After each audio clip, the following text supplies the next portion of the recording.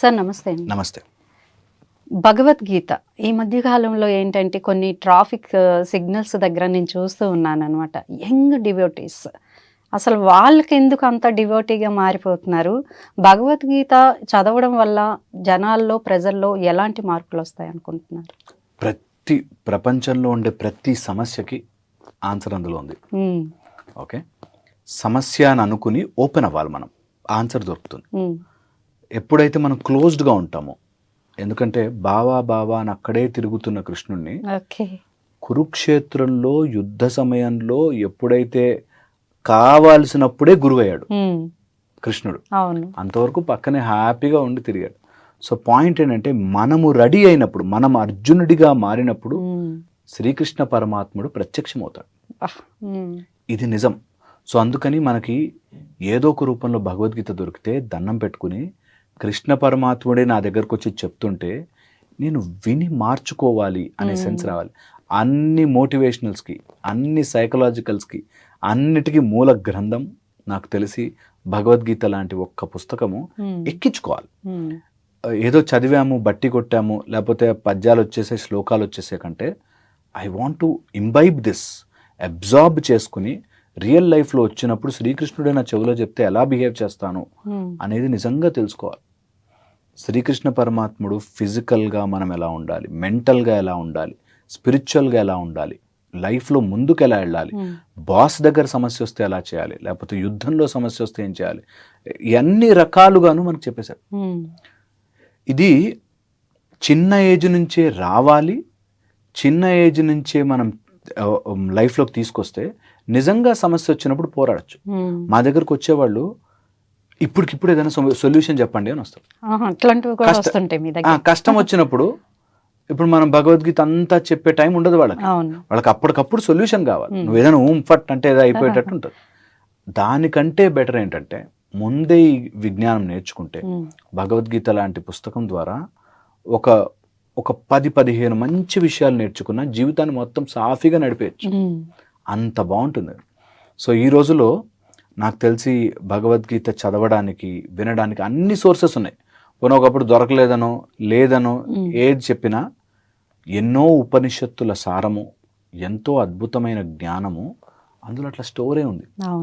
Just మనం రోజు ఒక్క 5-10 నిమిషాలు ఓన్లీ ఒక్క శ్లోకం, దాని మీనింగ్ నా లైఫ్లోకి ఏంటి అని ఆలోచించుకోవడం స్టార్ట్ చేస్తే, అబ్జార్బ్ చేసుకోవడం స్టార్ట్ చేస్తే బోలెడంత మానసిక కరెక్షన్ జరిగిపోతుంది. మొత్తం లైఫ్లో ఉన్న సమస్యలన్నీ మానసికం. There is nothing outside. లేచిన దగ్గర నుంచి పడుకునే వరకు ఎన్నో వస్తూనే ఉంటాయి. అన్ని సమస్యలు మానసికమే.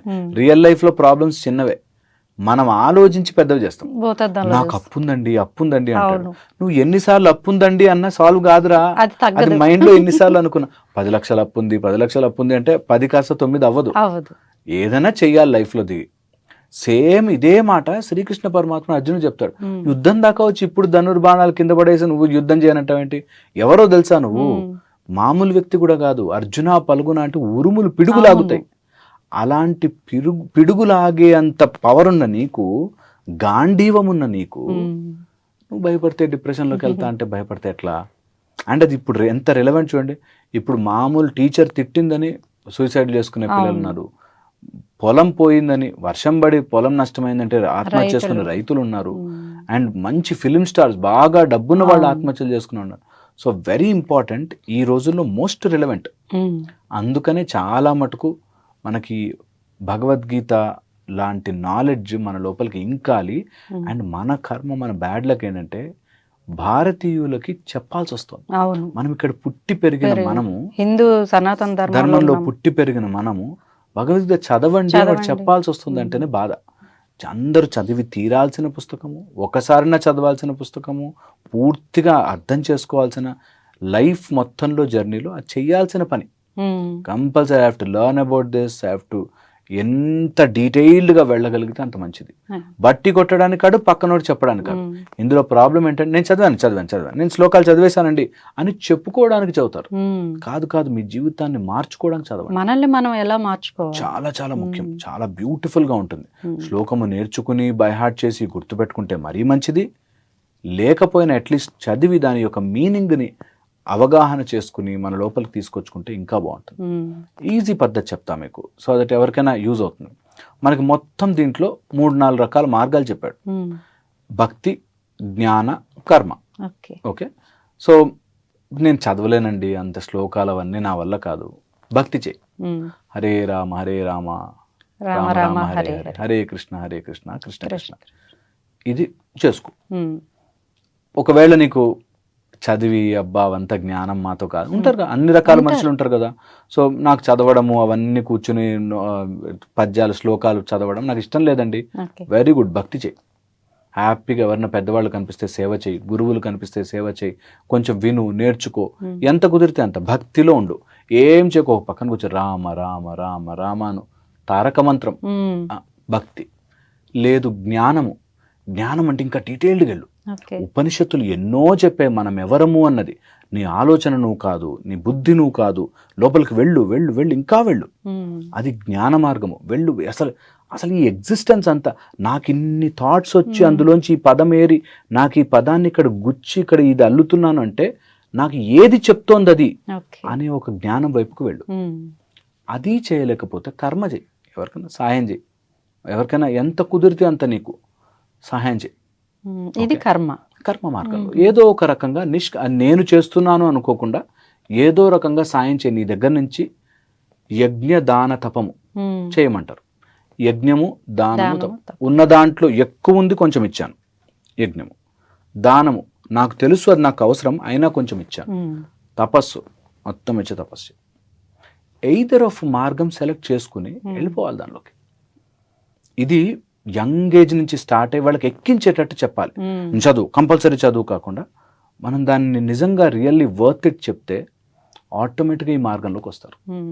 ఆటోమేటిక్గా వస్తారు అండ్ ఆటోమేటిక్ వాళ్ళకి హెల్ప్ అవుతుంది కూడా. సో ఇలా రకరకాలు నేను చెప్తాను, ఓన్లీ బ్రీఫ్ చెప్తున్నాను.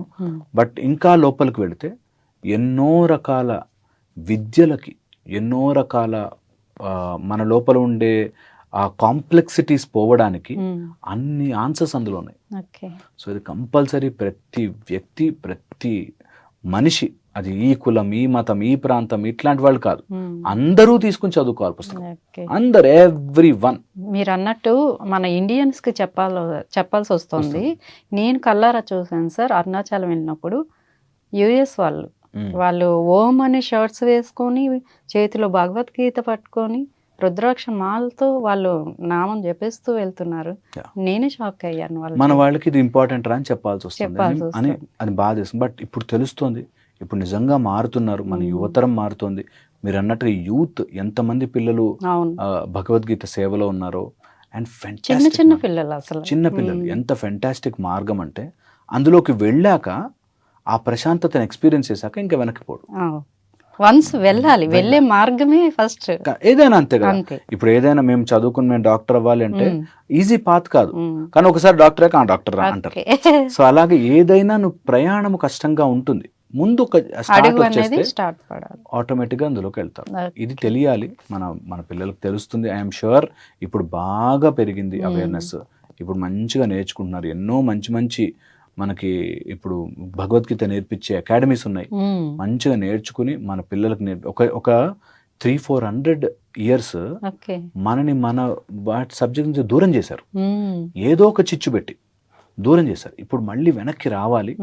మన నెక్స్ట్ జనరేషన్ మాత్రం మా నాన్నకి యాక్చువల్ రామాయణం ఏంటో తెలీదు, యాక్చువల్ భగవద్గీత ఏంటో తెలీదు అనేటట్టుగా మన పిల్లలు అనుకోకూడదు అనే టాస్క్తో వెళ్ళాలి. దెన్ ఆటోమేటిక్గా మనకి అన్ని ఆన్సర్స్ దొరుకుతాయి అనిపిస్తుంది. చాలా మంచి విషయాలు చెప్పారు సార్. Thank you.